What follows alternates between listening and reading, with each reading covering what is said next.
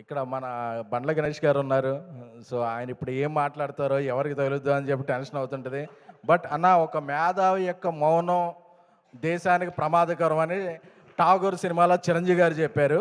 So ఒక మీలాంటి producer ప్రొడక్షన్కి దూరంగా ఉండటం ఇండస్ట్రీకి ప్రమాదకరం.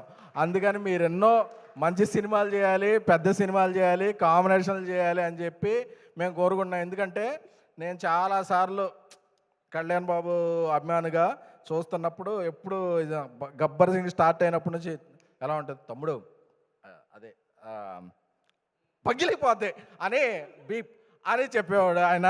సో అది మేము మా ఏలూరులో అందరు ఫ్యాన్స్ అందరికీ చెప్పి అన్న గణేష్ అని చెప్పాడు ఈ సినిమా వేరే. సో అన్న, మీరు మొన్న దివాళీ పార్టీకి ఇచ్చిన ప్లేట్ కాస్ట్ ఎంత, ఇది కాస్ట్ ఎంత అని అక్కడ మేము కాస్ట్ చోట్ల మీరు చూసిన ఆ కాస్టింగ్ ఏదైతే ఉందో అది రిఫ్లెక్ట్ అవ్వాలని చెప్పి కోరుకుంటున్నాం.